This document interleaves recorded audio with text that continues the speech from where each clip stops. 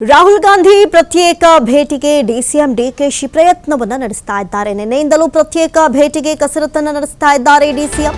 ನಿನ್ನೆ ಸಭೆಯ ವೇಳೆ ರಾಹುಲ್ ಮುಂದೆ ವಿಷಯವನ್ನ ಪ್ರಸ್ತಾಪಿಸಿದ್ರು ಡಿಕೆಶಿ. ಇಲ್ಲಿಯವರೆಗೂ ಪ್ರತ್ಯೇಕ ಭೇಟಿಗೆ ರಾಹುಲ್ ಅವಕಾಶವನ್ನ ಕೊಟ್ಟಿಲ್ಲ. ಖರ್ಗೆ ಅವರ ಮುಖೇನ ರಾಹುಲ್ ಪ್ರತ್ಯೇಕ ಭೇಟಿಗೆ ಪ್ರಯತ್ನವನ್ನ ಸತತವಾಗಿ ನಡೆಸ್ತಾ ಇದ್ದಾರೆ.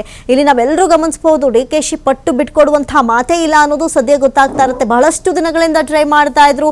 ಯಾವಾಗ ಡಿಕೆಶಿ ದೆಹಲಿಯತ್ತ ಹೋಗ್ತಾ ಇದ್ರು, ಅಲ್ಲಿ ರಾಹುಲ್ ಕೂಡ ಬ್ಯುಸಿ ಇರ್ತಾ ಇದ್ರು, ಸಿಗ್ತಾನೆ ಇರಲಿಲ್ಲ. ಸದ್ಯಕ್ಕೆ ಸಿಕ್ಕಿರುವಂತಹ ಅವಕಾಶವನ್ನ ಯಾವುದೇ ಕಾರಣಕ್ಕೂ ಮಿಸ್ ಮಾಡ್ಕೊಳ್ಳೋದಿಲ್ಲ ಅನ್ನುವಂತೆ ಕಾಣಿಸ್ತಾ ಇದೆ. ಸದ್ಯಕ್ಕೆ ಇವತ್ತು ಬೀದರ್ಗೆ ಬಂದು ಮತ್ತೆ ದೆಹಲಿಗೆ ಡಿಸಿಎಂ ಹಾರಲಿದ್ದಾರೆ. ರಾಹುಲ್ ಪ್ರತ್ಯೇಕ ಭೇಟಿಗೆ ಪ್ರಯತ್ನವನ್ನ ನಿರಂತರವಾಗಿ ನಡೆಸ್ತಾ ಇದ್ದಾರೆ ಡಿಸಿಎಂ. ನಿನ್ನೆ ಕೂಡ ಒಂದಷ್ಟು ಮಾತನಾಡಿದ್ದಾರೆ, ಆದ್ರೆ ಯಾವುದೇ ಗುಟ್ಟನ್ನ ಬಿಟ್ಟು ಕೊಡ್ತಾ ಇಲ್ಲ. ಜೊತೆಗೆ ಒಂದಷ್ಟು ನಗುಮುಗದಲ್ಲೂ ಕಾಣಿಸ್ಕೊಂಡ್ರು ನಿನ್ನೆ ಡಿಕೆಶಿ. ಅದರಲ್ಲೂ ಕೂಡ ಭೇಟಿಯಾಗಿರುವಂತಹ ವಿಚಾರ ವೈರಲ್ ಆಗಿದ್ದನ್ನು ಕೂಡ ಮಾತನಾಡಿದ್ರು. ಸದ್ಯಕ್ಕೆ ಸೋನಿಯಾ ಗಾಂಧಿ ಭೇಟಿಗೂ ಕೂಡ ಸತತ ಪ್ರಯತ್ನವನ್ನ ಡಿಕೆಶಿ ನಡೆಸ್ತಾ ಇದ್ದಾರೆ. ಸೋನಿಯಾ ಅನಾರೋಗ್ಯ ಹಿನ್ನೆಲೆ ಈ ಒಂದು ಭೇಟಿಗೆ ಅವಕಾಶ ಸಿಕ್ಕಿಲ್ಲ. ಅತ್ತ ಪ್ರಿಯಾಂಕಾ ಗಾಂಧಿ ಭೇಟಿಗೂ ಅವಕಾಶ ಸಿಗ್ತಾ ಇಲ್ಲ.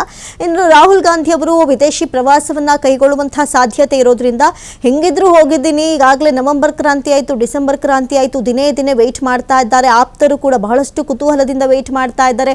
ಸದ್ಯಕ್ಕೆ ದೆಹಲಿಗೆ ಆರಿರುವಂತಹ ಡಿಕೆಶಿ ಅಲ್ಲಿಂದ ಗುಡ್ ನ್ಯೂಸ್ ಅನ್ನ ಹೊತ್ತು ತರ್ತಾರೆ ಎನ್ನುವಂತಹ ವಿಶ್ವಾಸದಲ್ಲಿ ಇಲ್ಲಿ ಬೆಂಬಲಿಗರು ಕಾಯ್ತಾ ಇದ್ದಾರೆ.